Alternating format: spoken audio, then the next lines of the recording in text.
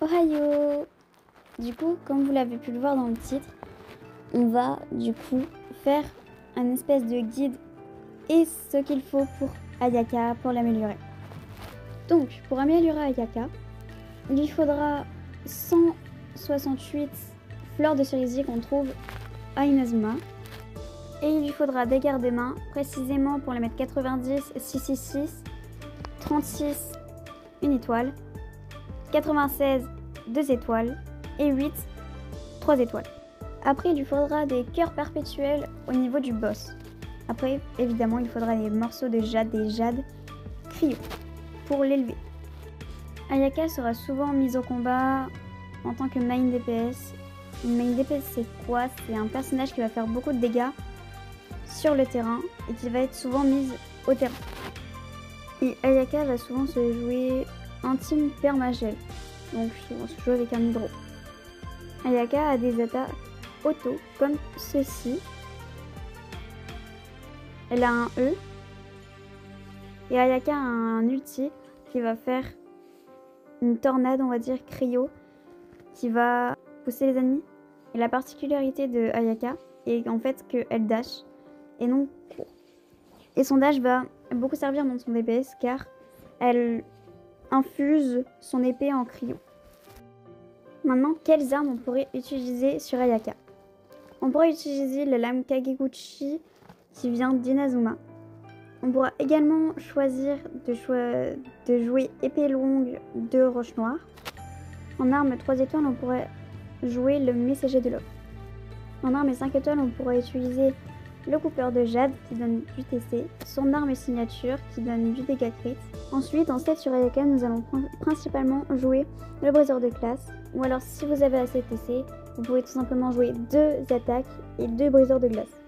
Ou 2 briseurs de glace et 2 plus 20% de dégâts de déchaînement élémentaire. Maintenant, voyons voir les constellations d'Ayaka, mais je tiens à préciser que Ayaka est très jouable en C0. La première constellation fait qu'on aura plus souvent notre E, donc plus de dégâts sur les attaques normales. On aura le E plus souvent grâce aux attaques normales qui est infusé en cryo. La deuxième constellation va beaucoup lui rajouter de dégâts car à son ulti, ça va lui rajouter 2 tourbillons, ce qui va être plus facile de placer l'ulti en mono-cible.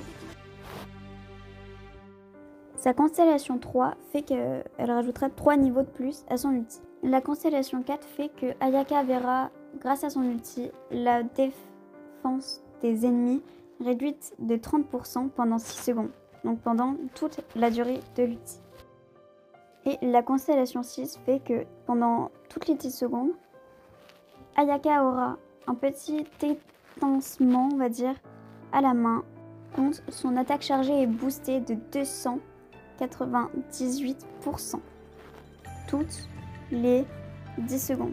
C'est énorme. Ayaka, au niveau de ses aptitudes, il va falloir prioriser son ulti, puis ses attaques normales et son E. Les teams où on pourra jouer Ayaka. Comme j'ai dit précédemment, il faudra la jouer avec un hydro. Mais ça, on y reviendra après. Déjà, on va jouer un anémo, dont Sucrose, Venti ou Kazuha. Et bien sûr, on va jouer avec le full pièce anémo. Ensuite, une batterie cryo telle que Diona, Shenhe. Diona est la meilleure car elle pourra apporter du soin et un bouclier. Et bien sûr, un support hydro tel que Kokomi, Mona ou Chinky. Mais pour ma part, moi je la joue plus avec Mona. Donc du coup, tous les showcases seront faits avec Mona. Sinon, mon build de Ayaka. 1761 d'attaque,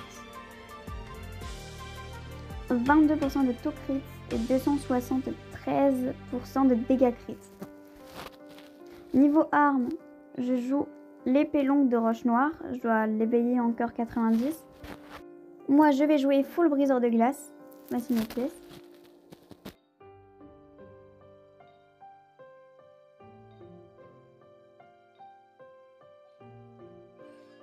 Ma Ayaka est C0 et ma Ayaka est 8-8-9. Sinon, du coup, je vous laisse avec quelques démonstrations de ma Ayaka.